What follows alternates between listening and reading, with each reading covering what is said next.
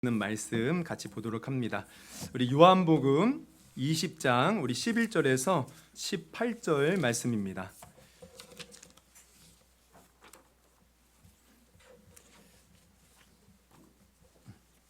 우리 같이 한 절씩 우리 교독하고요. 18절 같이 읽도록 하겠습니다. 요한복음 20장 11절에서 18절.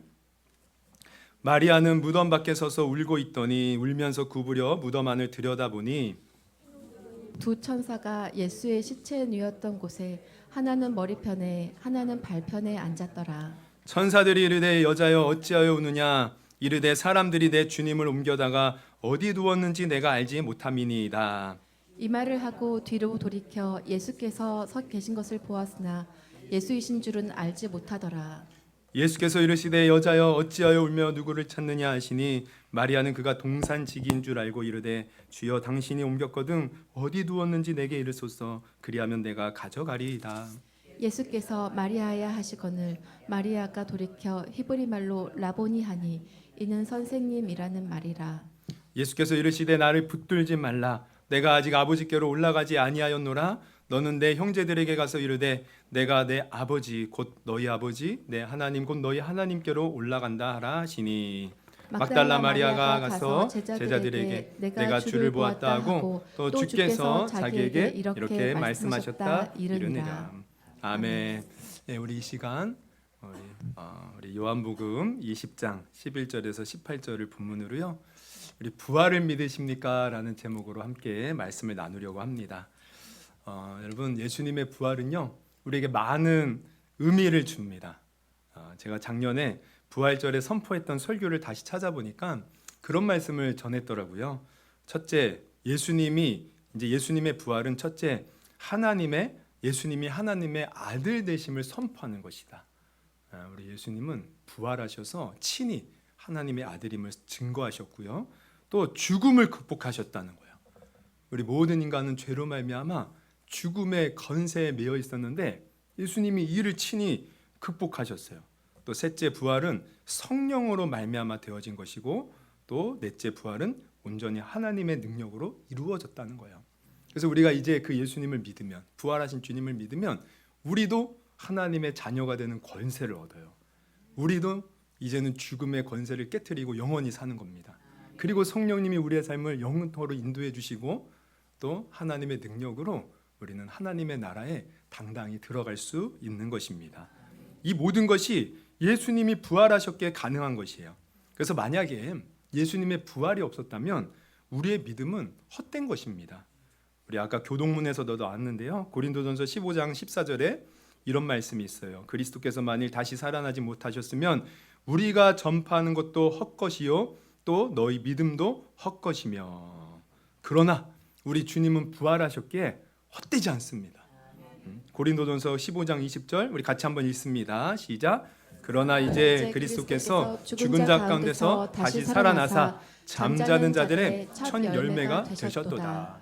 이 첫 열매는 다음 열매를 예고하는 거예요.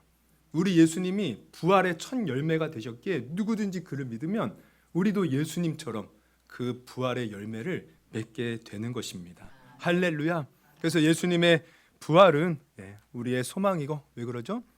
우리의 생명이고 우리의 능력이 되는 것이에요. 전기가 잠깐 나갔던 것 같아요. 그렇다면 이제 중요한 것은 뭐냐면 이 부활을 우리가 믿어야 된다는 거예요. 정말 확실하게 믿고 온전히 믿고 완전히 믿어야 돼요. 근데 문제는 뭔지 아세요? 이 부활을 믿지 못하는 사람들이 있었고 지금도 있다는 거죠. 성경을 보면 예수님의 부활을요 심지어 제자들도 못 믿었다는 거예요.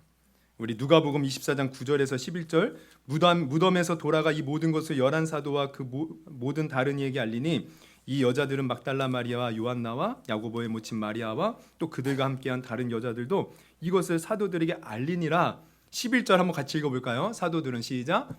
사도들은 그들의 말이 허탄한 듯이 들려 믿지 아니하나. 또 누가복음 24장 15절에서 16절 그들이 서로 이야기하며 문의할 때 예수께서 가까이 이르러 그들과 동행하시나. 16절 같이 읽습니다. 그들의 눈이 가리어져서 그인 줄 알아보지 못하거늘. 이거 엠마오로 가는 두 제자 이건 12제자 중에 두 사람은 아니고 예수님을 가까이서 따랐던 제자인데 예수님이 가까이 왔는데도 못 알아보더라는 거예요.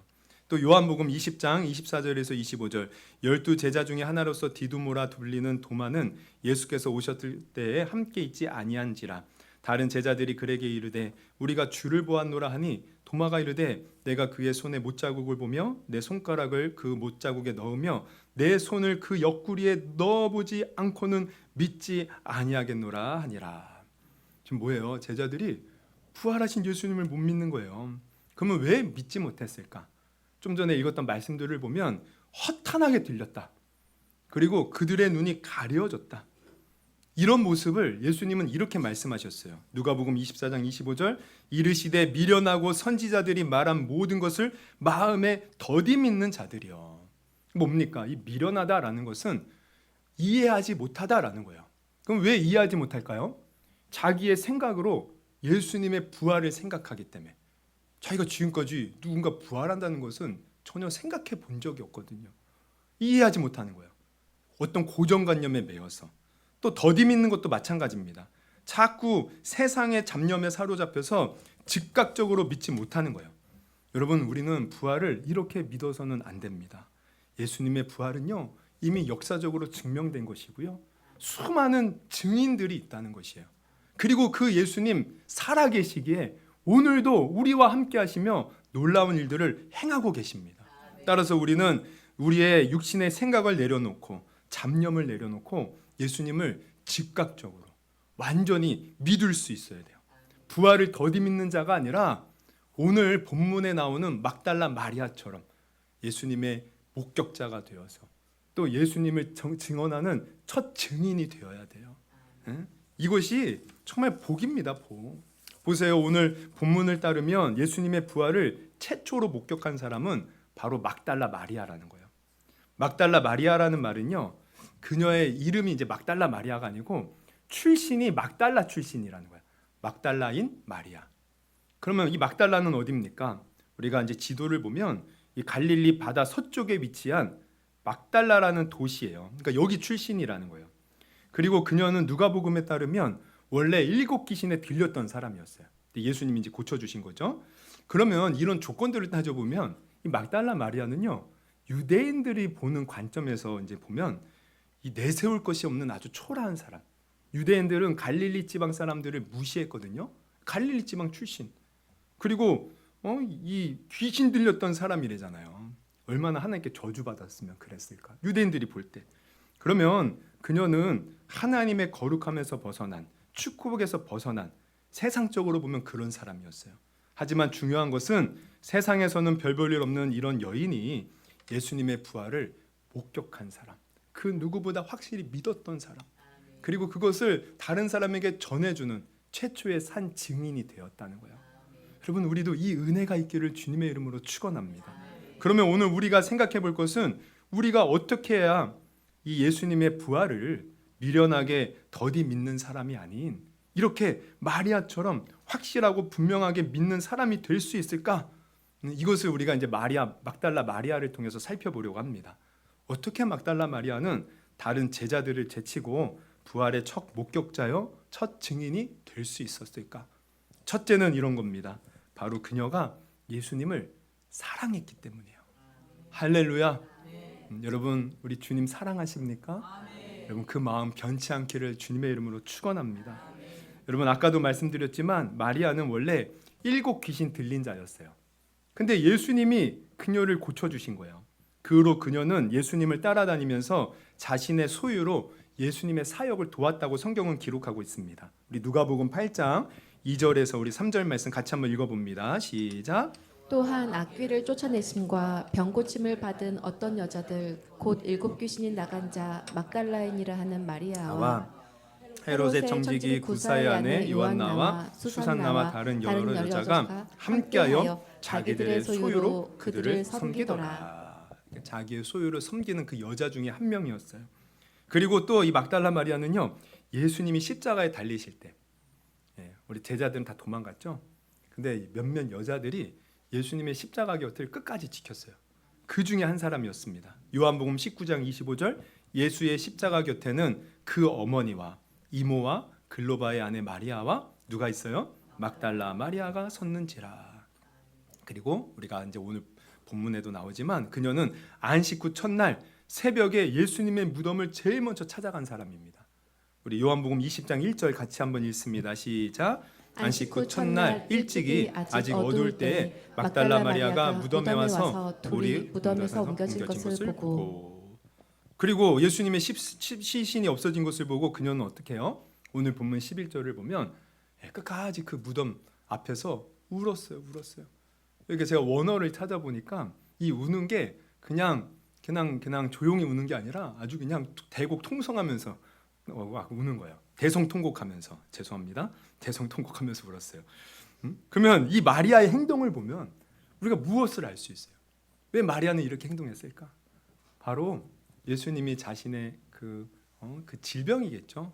귀신을 쫓아낸 것을 고쳐주셨을 때 그 은혜가 너무 감사해서 그 후로 그녀는 예수님을 진심으로 마음을 다해 자기 생명을 다해 사랑했다는 거예요.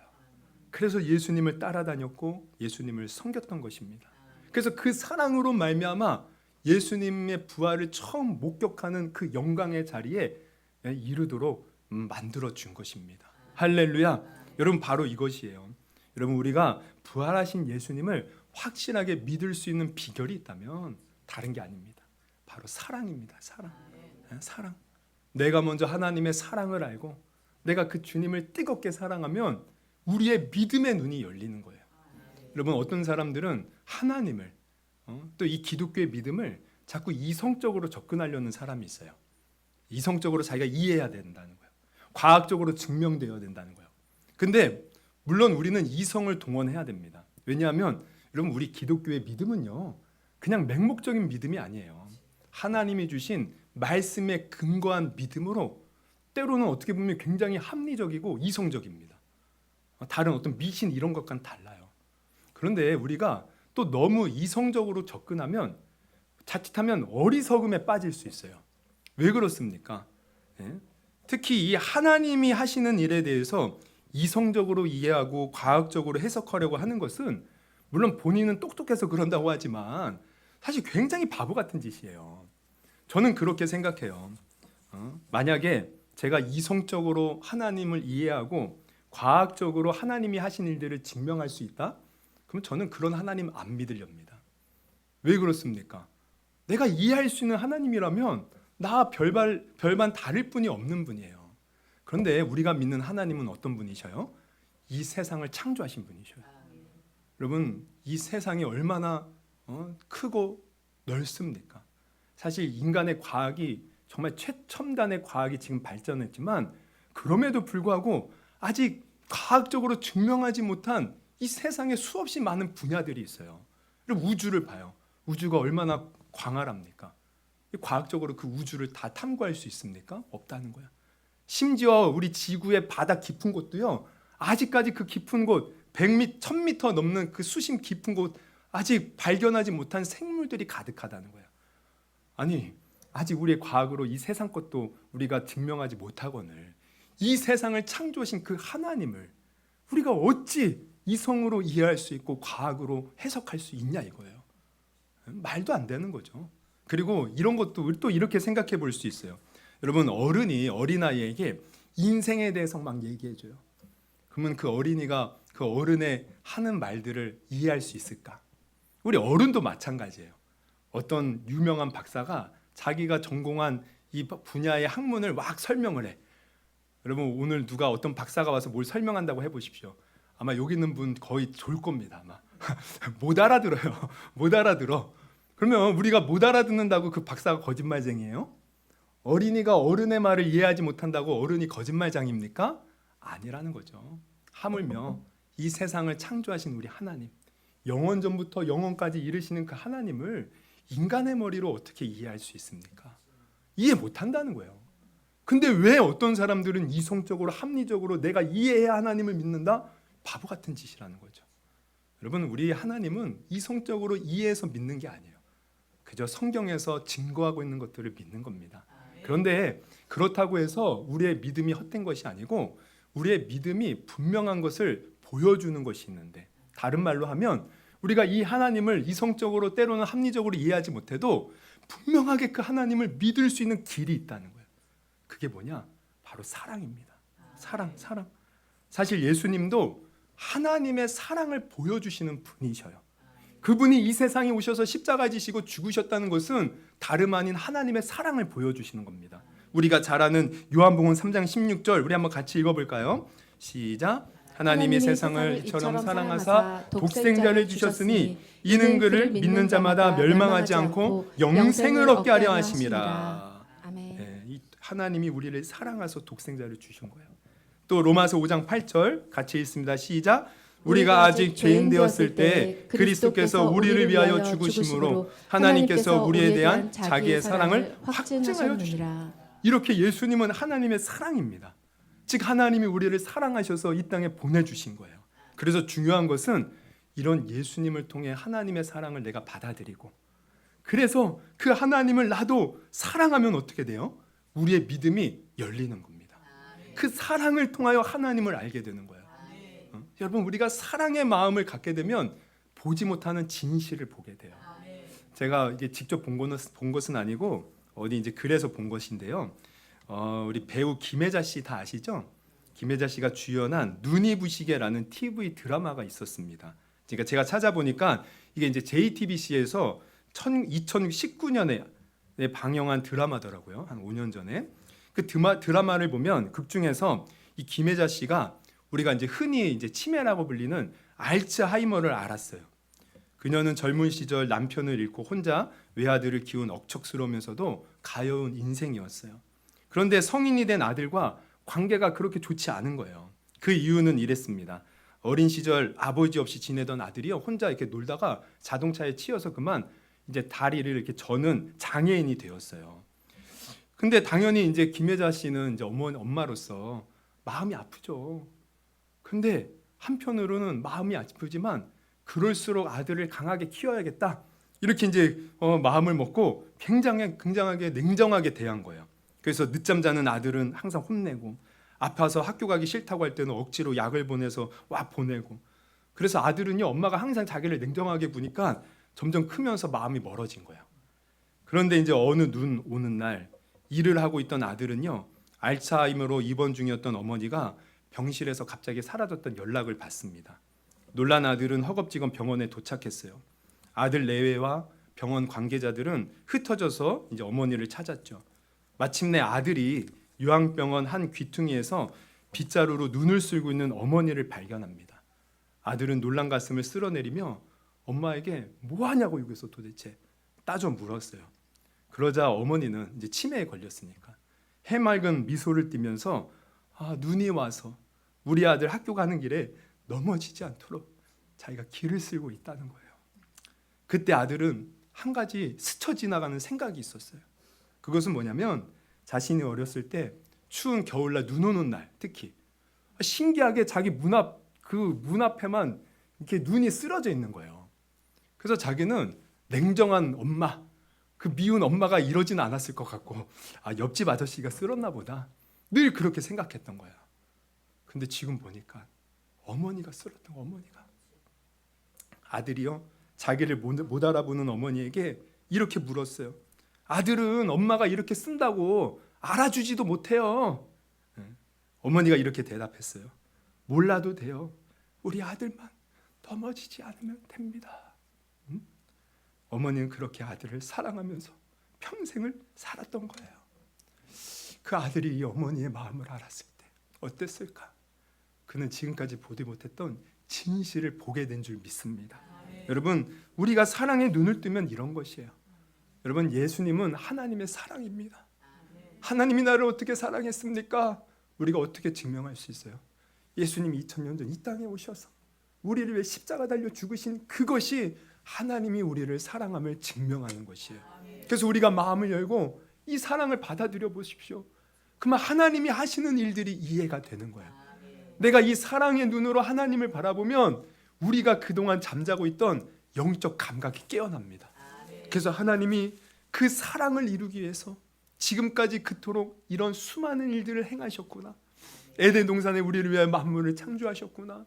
우리가 죄를 지었지만 포기하지 아니하시고 끝까지 우리와 함께 하셨구나. 결국에는 그 아들을 보내주셨구나. 여러분, 사랑하면 보입니다. 그래서 이 부활의 주님도 내가 사랑의 눈으로 바라보십시오. 믿지 않을 수가 없는 거야. 그 주님은 나를 위해 십자가 고난 당하셨고 또 나를 위해 부활하셨어요. 그래서 지금도 하나님 보좌 우편에서 우리를 위하여 친히 기도하고 계시고 성령을 보내주고 계시며, 중요한 것은 우리를 위하여 영원한 하나님의 나라를 지금도 준비하고 계셔요. 주님 언젠가 오시면 우리를 저 천국으로 인도해 주십니다.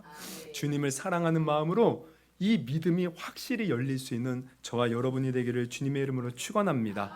둘째, 또 마리아가 다른 제자들을 제치고 부활의 첫 상 증인이 될 수 있었던 이유는 예수님을 끝까지 포기하지 않고 찾았던 거예요. 오늘 본문 바로 앞에 내용을 보면 우리가 11절부터 봤는데 1절부터 쭉 보잖아요. 이제 새벽에 막달라 마리아가 무덤 앞에 왔어. 무덤을 막고 있는 이 바위는 옮겨져 있고 예수님의 시신은 없는 겁니다. 놀란 마음에 두 제자를 찾아가요. 베드로와 요한. 그 베드로와 요한이 그 얘기를 듣고 이제 막 뛰어왔어요, 같이.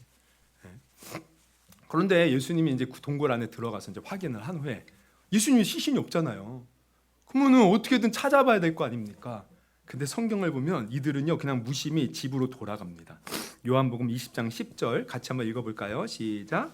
이에 두 제자가 자기들의 집으로 돌아가니라. 하지만요 막달라 마리아는 달랐다는 거예요. 우리가 11절에 보면 어떻게 나와 있어요? 그녀는 계속해서 울고 있어요.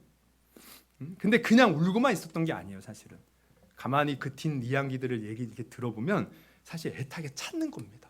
그 없어진 예수님 찾는 거예요. 그래서 천사가 왜 울고 있냐고 물어볼 때 13절에 이러죠. 천사들이 이르되 여자여 어찌하여 우느냐? 이르되 사람들이 내 주님을 옮겨다가 어디 두었는지 내가 알지 못하나이다. 어디 두었는지 알지 못한다는 것은 지금 어디 두었는지 찾고 있다는 거야. 찾고 있다. 근데 그 순간요 예수님이 나타나셨어요. 근데 처음에는 못 알아봐요, 마리아도. 그래서 처음에 마리아가 이렇게 얘기해요. 15절에 보면 예수께서 이르시되 여자여 어찌하여 울며 누구를 찾느냐 하시니 마리아는 그가 동산직인 줄 알고 이르되 주여 당신이 옮겼거든 어디 두었는지 내게 이르소서. 그리하면 내가 가져가리이다. 뭐예요? 찾고 있는 거야. 끝까지. 어디 있습니까? 알려주세요. 근데 이렇게 끝까지 찾는 그 가운데 어떻게 돼요? 예수님이 마리아야 부르시는 그 순간 눈이 열린 겁니다. 예수님을 알아본 거예요. 할렐루야. 여러분 우리도 찾으면 돼요. 우리도 간절히 그 주님을 기다리면 됩니다. 사실 우리가요 하나님을 못 믿겠다는 사람들 보면 저는 묻고 싶어요. 얼마나 하나님을 찾아봤냐고, 얼마나 그 하나님 앞에 나아가봤냐고. 나가보지도 않고 찾아보지도 않고 성경을 읽어보지도 않고 이러고 저러고 하나님이 있네 없네. 여러분 아닙니다. 하나님은 성경을 보면 나를 찾고 찾는 자 만나 주신다고 했어요. 우리 예레미야 말씀 한번 같이 읽어볼까요? 29장 12절에서 13절. 너희가 내게 부르짖으며 내게 와서 기도하면 내가 너희들의 기도를 들을 것이요 너희가 온 마음으로 나를 구하면 나를 찾을 것이요 나를 만나리라. 할렐루야. 여러분 미국에서 1093개의 특허를 내고 2332개의 발명품을 남긴 발명왕 누군지 아십니까? 에디슨. 발명왕 에디슨. 다 아시죠? 에디슨. 근데 에디슨이요 1932년 하퍼스라는 매거진에 이런 말을 남겼습니다. 이렇게 말해요. 내 발명 중 우연으로 만들어진 것은 없습니다. 애쓸 가치가 있는 요구를 발견하고 이루어질 때까지 시도하고 또 시도한 것입니다. 요약하자면 1%의 영감과 99%의 땀, 노력이라는 거예요. 99%의 그 노력으로 자기가 발명됐다는 거죠. 발명을 했다는 거죠. 그리고 또 이런 말도 남겼어요. 우리의 최대 약점은 포기입니다. 성공으로 가는 가장 확실한 방법은 언제든지 한 번 더 시도해 보는 것입니다. 또 이런 말도 남겼어요. 한번 같이 읽어보겠습니다. 시작. 성공은 열심히 노력하며 기다리는 사람에게 찾아옵니다. 야, 제가 이 글을 읽는 순간 깨달았어요. 그래 세상에서도 포기하지 않고 한 번 더 시도하고 한 번 더 노력할 때 이루는구나. 이루지 못하는 것이 없구나. 우리 주님도 마찬가지예요. 우리가 찾으면 찾을 수 있다는 거예요. 포기하지 않고 주님께 애절히 나아가서 간절히 찾고 기도하면 우리 하나님 우리를 만나주시고 또 우리의 기도에 응답하시는 하나님이시라는 거예요. 그러니까 우리 부활의 주님도 내가 못 믿겠거든. 찾아보십시오. 여러분 과테말라 산악지대에 알모롱가라는 작은 도시가 있었어요. 인구 이제 2만여 명의 이 도시는 1970년대까지만 해도요. 기독교 인구가 제로, 거의 0%고 그래서 성인 남자들 그리고 이제 마시몬이라는 우상을 섬기던 곳이래요. 마시몬. 이게 이제 보면은 사진 제가 준비를 못했는데 무슨 이렇게 모자를 쓰고 얼굴은 하얗고 선글라스 끼고 이렇게 담배를 물고 있는 그런 신이에요. 마시몬. 그러면서 늘 폭력과 마약과 술이 난무했던 곳. 이게 이제 알모롱가랍니다. 가테말라 산악지대에 있는. 그래서 이곳의 성인 남자들은요 대부분 알코올 중독에 빠져서 맨날 싸움박질하다가 교도소에 끌려가서 수감되고. 그래서 네 곳의 교도소는 항상 이 죄수들로 가득 찼다는 거예요. 그런데 지금 알모롱가는요 완전히 다른 도시가 되었습니다. 36개의 술집이 모두 문을 닫았고 범죄자를 가뒀던 네 곳의 교도소는 텅텅 비게 되었어요. 그래서 그곳은 주민들을 위한 행사장, 결혼식 피로 연장으로 쓰임 받고 있다는 거예요. 그리고 도시의 마약, 알코올 중독자는 거의 사라졌고 주일이면 주민들 대다수가 예배를 드리기 위해 교회를 찾고 있다는 겁니다. 그리고 과거에는 그러니까 토질이 너무 안 좋아서 하루에 트럭 한 3대 분량의 채소만 겨우 났어. 근데 지금은요, 막 트럭 50트럭 이상의 양배추, 무, 당근이 생산되고 있고 품종이 얼마나 좋은지 그냥 다른 도시에서 인기가 아주 좋다는 겁니다. 그러면 왜 이런 변화가 이곳에 일어났을까? 그것은 마리아노라는 목사님이 간절하고 끈질긴 목숨을 건 기도에 있었다는 겁니다. 원래 이 목사님은 이 도시에서 다른 사람들과 마찬가지로 방탕한 삶을 살았대요. 근데 1974년 예수님을 믿고 삶이 변화된 거예요. 그리고 나를 섬기기 위해서 내가 너를 선택했다. 이 음성을 듣고 목사가 돼요. 그리고 자기 도시를 위해서 기도하기 시작합니다. 근데 처음에는 얼마나 영적 전쟁이 심했는지 몰라요. 어떤 이는 교회 성도들에게 먹을 것을 절대 팔지 않는다고, 팔지 않고, 또 어떤 사람들은 교회로 때를 지어 몰려와서 막 예배를 중단시키려고 별짓을 다 하는 거예요. 막 마술을 행하고 막 주술을 외우고.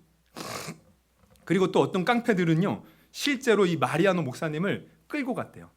그리고 이제 결박을 하고 막 구타를 하고 심지어 죽이겠다고 총구를 입에 넣었어요. 그리고 총알이 장전된 거를 쐈습니다. 근데요 신기하게 총알이 분명히 있음에도 불구하고 총알이 나가지 않은 거예요. 그래서 목사님이 구사일생으로 살아나. 이런 숱한 어려움. 그런데 예수님은 이 목사님과 성도들은요 포기하지 않은 겁니다. 끝까지 하나님께 매달렸어요. 금식을 하며 기도했어요. 그래서 결국 어떤 일이 벌어지냐? 서서히 도시가 변화되기 시작. 어느 순간부터 범죄율이 줄어들고 술 취한 사람들이 줄어들고 땅에서는 막 풍성한 채소가 재배되기 시작하고 그러면서 그렇게 목사님을 죽이려고 했던 깡패들이 변화되어서 막 예수를 믿고 또 수많은 사람들이 막 교회로 몰려들기 시작한 겁니다. 그러면서 아까도 말씀드렸던 것처럼 이 도시가 지금 너무나도 아름답게 변화되었다는 거예요. 여러분 우리 하나님은 살아계셔요. 자기를 간절히 찾는 자 우리 하나님 만나 주십니다. 간절히 기도하는 자 우리 하나님 응답하여 주신다는 거예요. 예수님의 부활도 마찬가지입니다. 우리가 정말 예수님의 그 부활을 만나고 경험하고 싶습니까? 여러분 마리아처럼 간절히 하나님을 찾기를 주님의 이름으로 축원합니다. 간절히 찾고 주님 나도 그 은혜를 주세요. 예수님의 그 부활 나의 부활이 되어서 예수님의 부활은 죄를 사하고 하나님의 아들이 되는 능력, 놀라운 그 능력을 선포하고 우리를 천국으로 인도하는 구원자가 되심을 보여주시는 건데 내가 그 믿음을 가지고 나도 부활하신 예수님과 함께 살며 그 부활하신 예수님의 능력과 은혜를 체험하며 살게 하여 주옵소서. 여러분 간절히 찾으십시오. 간절히 기도하십시오. 누구든지 부활의 은혜, 부활의 그 능력 경험하는 저와 여러분이 될 수 있을 줄 믿습니다. 그런 저와 여러분이 되기를 주님의 이름으로 축원합니다. 여러분 다시 말씀드리지만 우리 예수님 부활하셨어요. 할렐루야. 예, 이는 우리에게 엄청난 축복이에요. 왜? 부활하셨기에 다시 사셨기에 우리의 믿음이 헛되지 않기 때문이죠. 부활하신 예수님은 아까도 말씀드렸지만 지금도 살아계셔서 하나님 보좌 우편에서 우리를 위해 중보하고 계시고요. 또 성령을 보내주셔서 우리와 함께 하시고 또 천국을 예비하고 계셔요. 예수님 다시 오신다고 약속하셨는데 언젠가 다시 오셔서 이 세상의 죄악은 심판하시고 우리 구원받은 백성을 저 천국으로 인도하여 그 혼인잔치에 우리를 초대하고 그 혼인잔치 가운데서 저 영원한 새하늘 새 땅으로 우리를 인도해 주실 것입니다.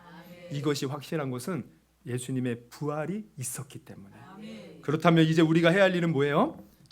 바로 부활을 확실히 믿어야 돼요. 근데 어떻게 믿을 수 있다고요? 바로 사랑의 눈이 뜨여야 됩니다. 주님이 우리를 사랑하셨구나. 마음을 열고 한번 그 사랑 받아보십시오.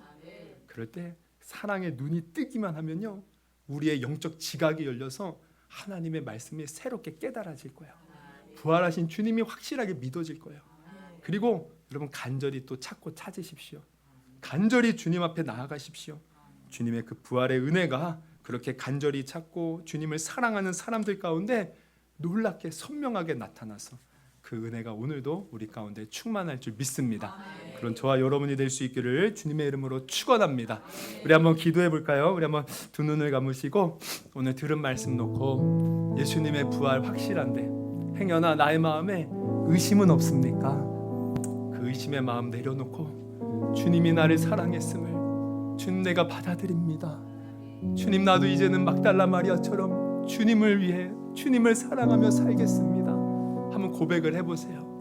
그리고 내가 의심이 되고 내가 주님이 멀리 없는 것처럼 느껴질 때 그때도 주님 나는 내 자리를 이탈하지 않고 끝까지 주님 찾겠습니다. 주님 확실하게 만날 수 있는 제가 되게 하시고 오늘도 그렇게 주님을 사랑하는 마음으로 바라보고 주님을 찾을 때 그 부활의 주님 내 마음에 오셔서 나와 함께 하시고 나와 영원토록 통행하여 주시옵소서.